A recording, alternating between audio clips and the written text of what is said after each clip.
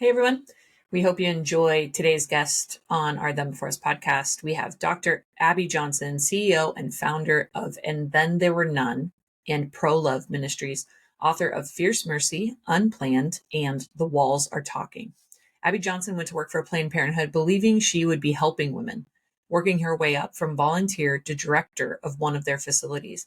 Abby had a surprising change of heart after witnessing a live ultrasound guided abortion procedure. It became clear that abortion did not provide the freedom she had promised so many women in those counseling rooms. Abby left her job in the abortion industry and has been sharing her experiences ever since. Her story was chronicled in a best-selling book, Unplanned, which was later turned into a major motion picture with the same name. She's gone on to write several other books, including The Walls Are Still Talking and Fierce Mercy. She is the CEO of two successful pro-life nonprofits and hosts her own podcast, Politely Rude.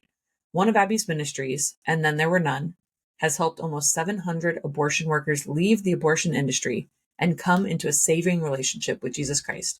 We hope you enjoy this episode.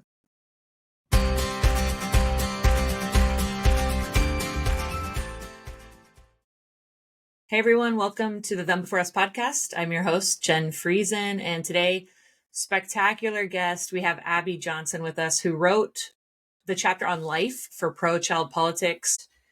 It's such a pleasure to have you. So thanks so much for joining us and for writing a chapter in the book. Of course. Thank you for having me. I was thinking through some different questions to ask you, and it kind of came to my mind that I think you are this incredible example of sort of that Saul to Paul story in the Bible, where a person who was working for what pro-lifers see as like the behemoth of abortion, right? You were working for Planned Parenthood, you were a director for an abortion clinic, and you start your story, your chapter in our book, with a child story. You witnessed an abortion through an ultrasound, and that was kind of the catalyst to you leaving the abortion movement and then becoming one of the most prolific voices on the pro-life side. What I'd love to start with is when you were in more of the abortion side of things in Planned Parenthood, how did you perceive the pro-life movement or people who would say they're pro-life? You know,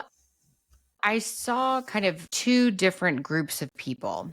So, there was the group of people who were very aggressive. I guess I kind of perceived them to be more aggressive. And then there were, people who were, I guess, more, they would kind of stand there and pray and offer information and, things like that. It was easy to separate them at times, but then at times it would be hard to separate them if there was no, a bombing at an abortion clinic or something. Then everybody was kind of lumped together, right? They were all dangerous, or they all wanted to hurt us, or something like that. On the sidewalk, it was pretty easy to separate them because it was very obvious that they were kind of not together and they were doing separate things. And even approximately, they were different. They were in two different places, So that was kind of easy. But like as a movement, if, I remember when Dr. George Tiller was killed, an abortionist that was shot. It was like, I remember being like, they're all the same. They're all together. They all hate us, and certainly police and the FBI and, the marshals, they would come in and they would train us on, doing bomb sweeps and, train us on how scary the pro-life movement was and all this kind of stuff. And there was no separation there either. It was all, the pro-lifers are scary. They're scary people. You need to be scared of all of them. And so that definitely drove a fear in us. That was very fear-based intentionally, I think. So, but there was always a group that was reaching out to us, to me in particular. And they were always kind, for the most part, not always, but for the most part, kind. And, they would get a little spicy sometimes, but I was spicy. So I probably needed that. And, I had pretty much a good working relationship with them. And at the end of the day, those are the people that I ended up going to when I knew that I wanted to leave. And it was because they had always been, they had been consistently reaching out. And I think that was key. It was consistency. It was that, when I got there in the morning, they were there. When I left in the afternoon, they were there. It wasn't just that they were there for the women going in to have abortions. They were there waiting for us too. Mhm. And I think that was an important piece of it. Yeah. Was that so? I watched the movie Unplanned. So if you're listening to this and you haven't seen the movie, I think it's available on Amazon too for free. So go It's watch. on Amazon, it's Yeah, on Tubi. Yeah, it's on a few streaming platforms. Yeah. such a great movie. I think were they 40 Days for Life folks that you, or is it a different organization? Yeah, so when I first started working there, so 40 Days for Life actually was birthed from the clinic where I worked. Awesome. So the people that started 40 Days prayed in front of my clinic. Mhm. So uh in the beginning it was just a group of people from the Coalition for Life, Okay. and they were just a small local group. And then they decided, we want to do this for um 40 days and 40 nights. And so they were there 24 hours a day for Hmm. 40 days, and it was just local. Yeah. And then they were kind of like, I wonder if we could do this everywhere. And so I remember the first 40 Days for Life campaign that they did locally. Uh, they were going door to door, and they were Wow. knocking on people's doors asking them to pray for 40 days. And I Wow. remember they knocked on one of my coworkers' doors, and they like kind of recognized my Uh-huh. coworker and was like, "Oh, hey," like, Yeah. Right. "Hey, you work at the abortion clinic," and they were kind of like, "Oh, this is awkward." And she was like, what are you doing?" And they're like, "Well, we're doing this 40 days campaign, and we're going to be praying for 40 days," and gave her the pamphlet. And that we were like, what are they doing? Yeah. Right. We had no idea at the time that the next year it would take off to be this like national thing. Yeah. Um, Cool. I'm in yeah, the Seattle area, so I grew up here, and my mom has participated and invited me to participate in 40 Days for Life. What I loved is you even have to sign a paper that yeah, says you will be non-confrontational. You're not supposed to be yelling at anybody. You're not right. supposed to be no crazy sign. Really, it's just like a picture of a sweet little baby. Hmm. If you need help, call us. Yeah, And there's praying and singing, and it's really, really high priority to be peaceful. I think some people might call out to someone, hey, we can help you, yeah, that kind of yeah. And thing. you're But you're supposed to be trained in order to do yeah, that. So yeah, yeah, you're supposed to be like trained in a sidewalk advocacy program in order to reach out. But I mean, yeah. really, I mean, the most powerful thing we can do on the sidewalk is pray. You Hmm. know, people come to me and be like, well, I don't know what to do. I mean, the only thing I know to do out there is pray. And they act Hmm. like it's Right. like, oh, I feel stupid. I'm just praying. I'm like, Hmm. no, like you're not just praying. Like you're literally calling down heaven, right? Like to Hmm. be here on earth with you to help protect these women and children. Like that is everything we can do. That is the most powerful thing we can do. I mean, yeah, some of us reach out, but like we're not going to be successful on Hmm. that sidewalk reaching out if we don't have a team of people praying with Yeah. us, behind Right. us, right? Like we're not successful. And so it literally, if the only thing you can do is go out there and pray, do it. Yeah. That's more important actually than me reaching out. Yeah. Well, and like you shared, and the movie shows, it was the consistency of them being there praying. They saw you, they knew you by name. It looked like they, Yeah. said hi to you. They were respectful and kind to you. And when you were ready, when God was ready to grab you, Yeah. then you knew who to go to. Yeah. I'm also curious. So from inside the abortion clinic and working there, how did you view were you a person of faith at the time as well? And then how did you view the pro-abortion arguments? Had you intellectually gone through all of it and you were like, I'm very convinced this is the right way to go? Or do you feel like it was less intellectual, but more, hey, I do feel like I'm helping people? Yeah. So I mean, I went to church every Sunday that I worked at the clinic. We started going to an Episcopal church because Episcopalians are pro choice, and very much so. I mean, their national doctrine supports abortion. When Doug and I were confirmed into the Episcopal Church, we were confirmed by a woman named Catherine Ragsdale. She was the head of the Episcopal Church at the time. She was the head bishop, and she was like the CEO of the National Abortion Federation. So, Wow.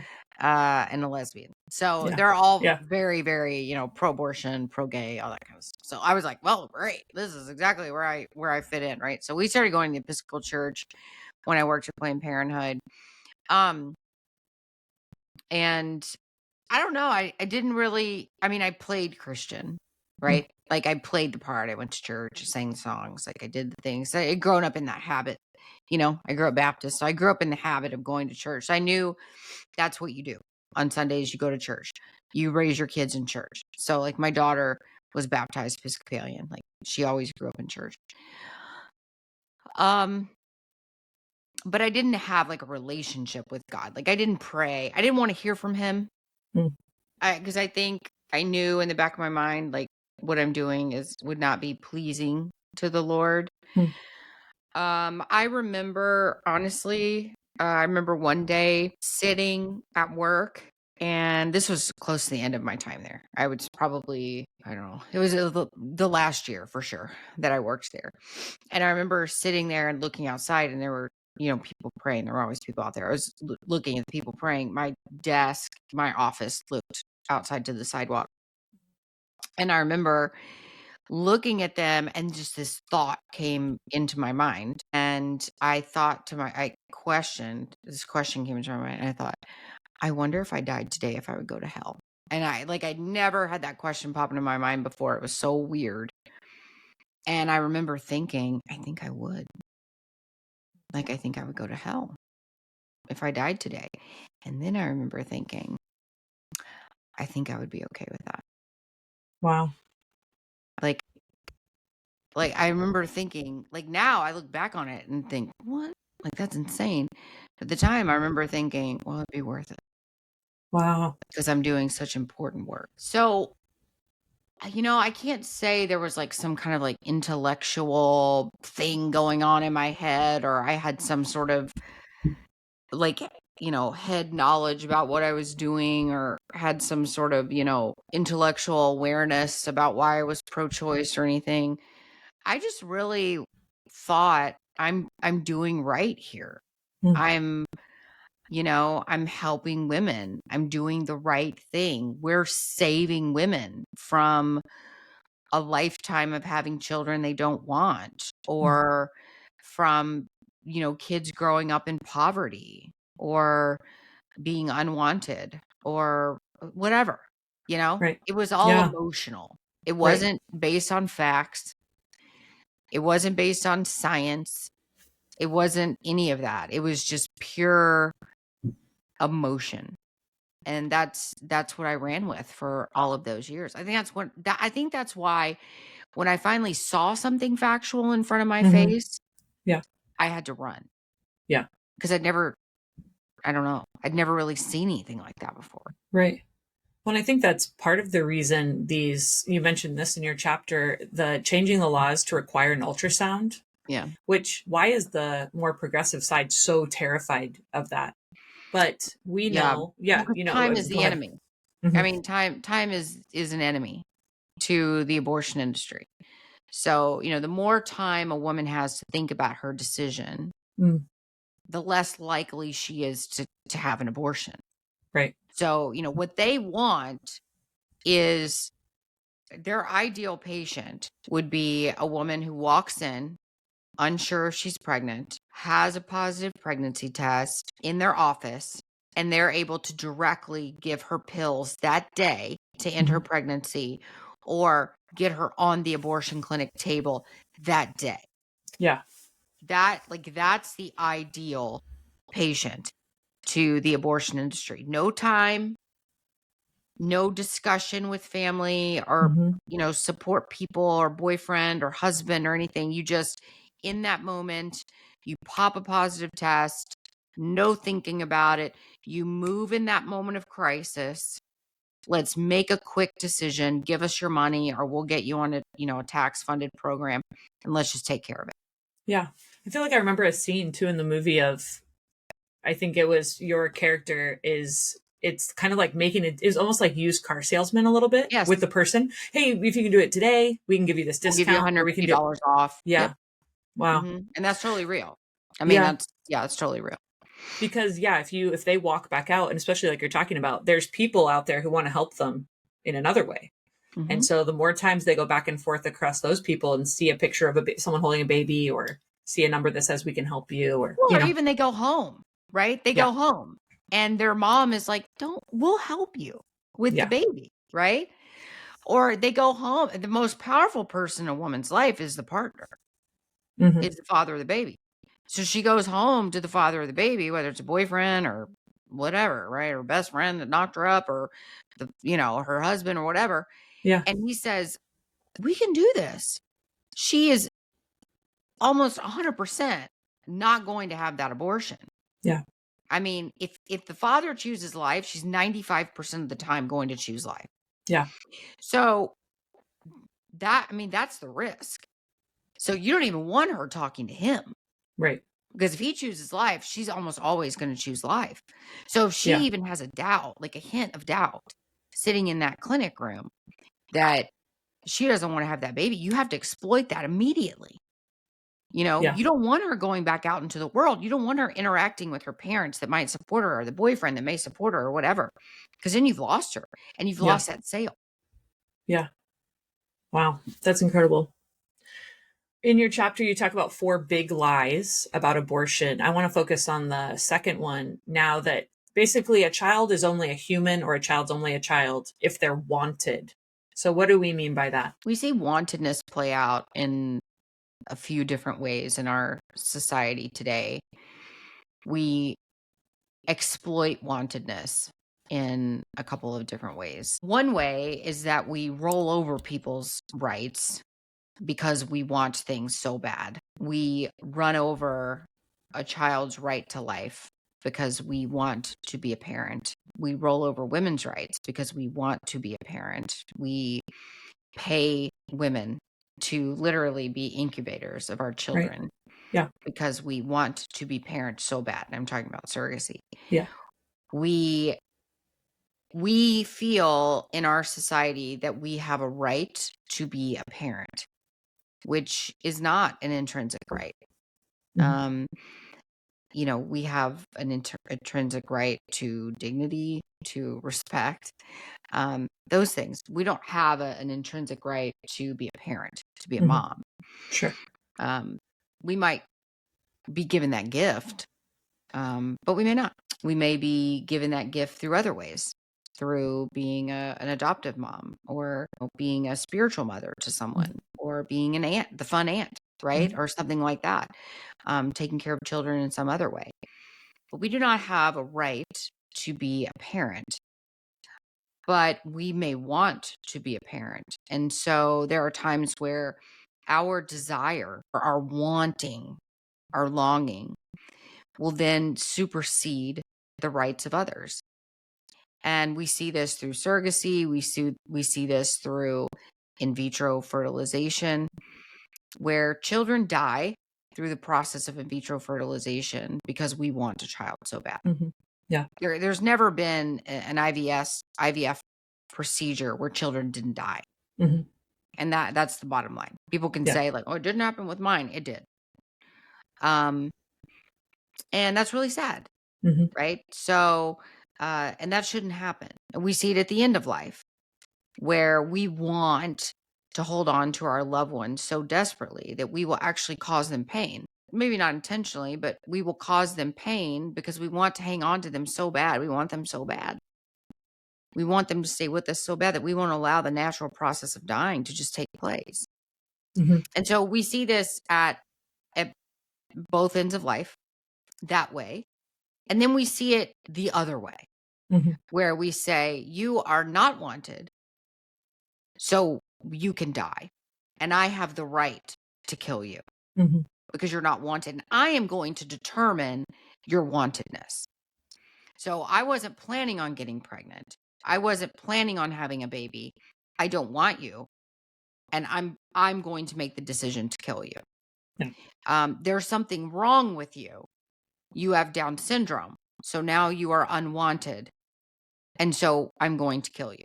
I'm going to determine your quality of life, therefore your wantedness, and I'm going to kill you. And at the end of life as well, you're a burden on society. Right. You're now unwanted. You have been used up, right? And we become very utilitarian in our society. We don't need you anymore, right? We've done all we can with you. You've been used. Mhm. And so now we're done with you. Also, I think this comes into our value as well, the way we value ourselves. You know, we see this in euthanasia when people are like, I don't have any value anymore. I don't see any value in living anymore. So I'm going to go to a doctor and I'm going to kill myself. Mhm. Um, I think it's all very sad. This brokenness. Really, it's brokenness. Mhm.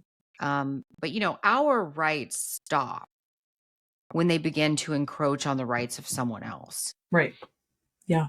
And that's really what this idea of wantedness does. We start to encroach on other people's rights because of our personal beliefs. I don't get to tell somebody that they're wanted or not. Right. Like I don't get to do that. I don't get to say like, Jen, you're not wanted anymore, so I can Right. kill Right. you. Yeah. That's such a barbarian way of life.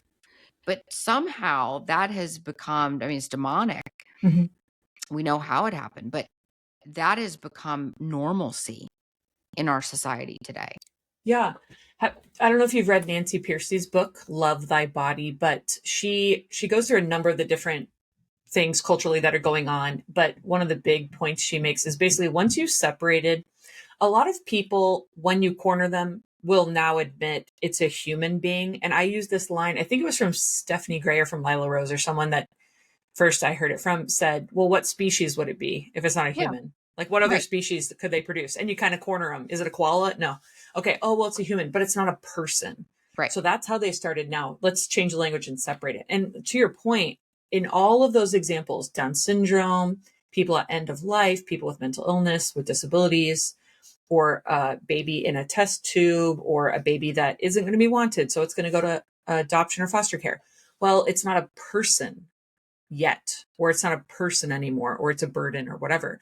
And separating those things seems to be how then we can justify, like you're saying, this brokenness across. It just reaches into everything once you start separating that.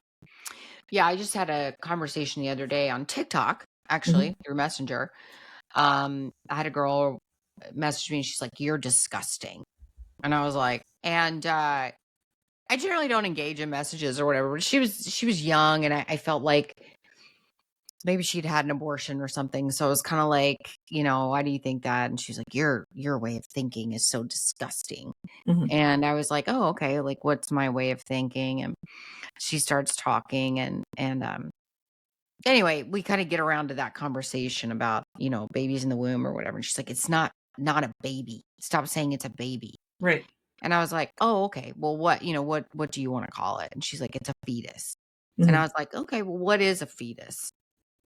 And I'm literally just asking her questions. Like, I'm Yeah. not Right. making any comments about anything. I'm just asking her questions. I'm like, okay, well, what is a fetus? She's like, it's cells. And I was like, okay. And like, what kind of cells are they? And she's like, I don't know what you mean. And I was like, well, Yeah. what species of cells are they? Like everything has a species. What like species of cells are they? And she's like, you're dumb. Mhm. And I'm like, I literally just ask you a like I ask Yeah. you a very, very simple question. And I'm like, is it like everything has a species? Is it feline? Is it canine? Like what is it? And she's like, well, it's obviously a human, but you're not going to get me to say something I don't want to say. Yeah. And I'm like, okay, so like let's go down this road, right? And she's like, it's not a human being. And I'm like, okay. Like, so then, you know, what is it then? Like, and so we start going down this road a little bit, and I can tell like she feels kind of backed into a corner, right? And she's just like, you're an effing blah, blah, blah, and just starts going into the ad hominem. And I'm like, I have not made one statement to you. I've only asked you questions. Mhm. That's it. I've asked you for answers to questions about what you believe. If you can't defend your beliefs, then maybe you need to rethink what you believe. Mhm. And then she just blocked me. Yeah. And that embodies the entire pro-abortion movement right now. You can't even ask them questions about their beliefs without either being blocked or having an ad hominem attack. Mhm. People can ask me questions about what I believe and I'll answer them all day. Right. I have no problem backing up my beliefs and backing up what I believe with science, with my faith, medical technology, whatever it may be, logic, whatever, right? I'm happy to have an open debate, an open discussion. I'm constantly asking Planned Parenthood to come on news shows and debate Mhm. Mhm. and talk to me. They refuse every time. I'm always happy to have a discussion. But I go on college campuses, try to have discussions with kids, try to have discussions with college kids, young people. And it's always just, I'm going to cuss you out and I'm going to walk off. I'm Mhm. going to cuss you out. I'm going to ruin your display and I'm going to walk off. I'm going to cuss you out. I'm going to spit on you and I'm going to walk off. And that tells me that your movement is losing. Mhm. If you can't even have some sort of semblance of an argument, if you don't even know what you believe, that tells me that you're losing. And I think that's why we see kind of the conversion door only swinging one way, Yeah. right? There's very few people that are going from supporting life to now supporting abortion. Right. But there are many, many, many people that we see going from supporting abortion to now being pro-life. Yeah. And I think That's a that's great point. why, because their arguments just don't make any sense. They don't Mhm. really have any. And Yeah. we do. We have the answers. And I think too, like you said, the advent of technology, just Twitter, X, things being exposed more and more and more, the Planned Parenthood selling baby parts videos. I mean, these things for the people that are kind of in the middle, that are sort of like, oh, I don't know exactly what I think. When they start hearing and seeing some of these things and they see the two sides trying to make arguments, and like you're saying, one side just screams at you and rips your signs up. And the other side, you'll see a guy just standing so calmly holding the sign and just answering questions. It really does portray, oh, which side has more of the upper hand here when it comes to that Yeah. argumentation. I'd love to know kind of some final thoughts for you. What, like, where were you? How did you feel when you heard that Roe got overturned? I mean, I'm only 36, so for me, it's not been this like my lifetime thing. But we went to pro life rallies as a little kid, and we go to the March for Life down in our capital, and so we've been a part of it. But how was it for you and just people that have really been leading the charge in this movement?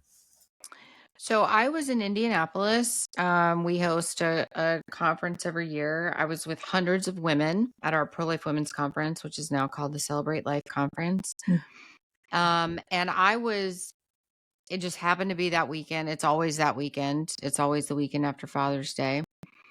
And I was with hundreds of women, many, many, many of them who had had abortions.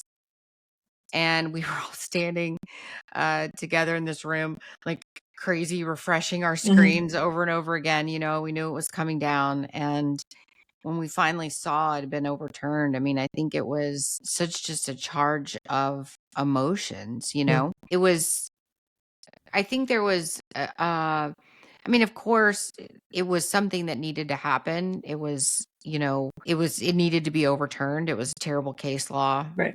So it needed to be overturned.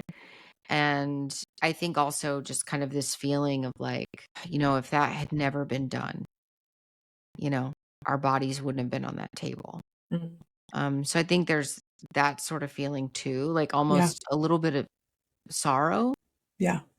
over what had happened. because of that terrible law. There were a lot of tears in that room, but also I think a little bit of a hesitation. Mm. Like, what now? Yeah. Like, what's going to happen now? And I think for good reason. Now we kind of see exactly Right. what is happening. Yeah. And I think the worst thing that we could have imagined is kind of rolling out Mm. right in front of our eyes. And I think it's because the pro-life movement um, has historically always been on the defense. Mm-hmm. And we had the opportunity right after Roe to get on the offense, and we didn't. Yeah. We've always been a movement that compromised, and they've always been a movement that takes it all. Mm-hmm. Yeah. And they've taken so much now that we're flat on our backs. Mm-hmm. And it's going to be hard to recover. Mm. You're referring to just the number of states that have made laws that Mhm. are just full on, let's go protect. I mean, Washington State's horrible in terms of Yeah. life, laws and things like that. That's Mhm. kind of my final question to you is just, I like that you ended your chapter with the idea of making abortion unthinkable is Mhm. kind of as important as the laws. There's all these, Oh, just yeah. like with slavery, there's the cultural side. We have to change people's hearts and minds, Mhm. and we have to change the laws. And I know there's maybe some folks more in the abolitionist movement that are just like, make all the laws, and that's the first step. And then we get on board with people, throw them in jail or different things. Maybe there'll be some heart change there. Maybe there's some truth to both sides, but it does seem like we have to change both hearts and minds. So what should we be doing now, would you say? People listening, and maybe they're already pro-life, if they're listening to our podcast, they're already a little bit child centric, but what's the best thing you think we should be doing? I think we need to be supporting organizations now more than ever that are actually providing support and care to moms and babies. I think I saw this coming probably pretty early. I started our organization in 2019. I just felt it coming. I started Loveline in 2019 because I could feel it. I could feel that the end of Roe was near. And I just was like, we're not prepared as a movement for this. Mm. And so I was like, we need better resources. We need more resources. Women are not having abortions because they can't pay for diapers. They're having abortions because they can't pay their rent. Mm-hmm. They're having abortions because they have a significant history of trauma. And, they're getting pregnant because they think, well, this will be somebody that loves me. We need to get to the root cause of what's going on in their lives. Why do they keep picking abusive boyfriends over and over and over again? Right. And so that was really why I started Loveline, because I was like, we gotta get to the root of this. We gotta get to the heart of this and kind of root this out, and let's get women healthy. Right. So they're not having unplanned pregnancy after unplanned pregnancy. I mean, if you want to end abortion, you need to end unplanned pregnancies. Yeah. Yeah. Right. Right. I mean, if you Yeah. want to end abortion, you need to end crisis pregnancies. Right. That's how you end abortion ultimately. Right. Yeah. But you're not going to do it through birth control, because women still have unplanned pregnancies and crisis pregnancies on birth control. I had 3. Mm-hmm. Yeah. Um, Wow. so that's not the answer, but really the answer is helping women value themselves Mm-hmm. and helping women get to sort of these root causes that are in their lives that are causing them to get back into these dangerous relationships, that are getting them into risky behavior, that, you know, how can you further your education? How can you get yourself in a more stable job? All these things, right? And so that's why we started Loveline, because we kind of saw where this was going, and that, a lot of pregnancy centers weren't filling those needs. They do Yeah. important things, but they weren't getting to the root of things. Yeah. And so we wanted to partner with pregnancy centers to help get to the root of those things. I Yeah. think we need more of that. Yeah. I think we need more just living lives with women. And if I'm honest, I think we need more family involvement. We Mm-hmm. need parents living closer to kids. We need people, we need people living in community with one another.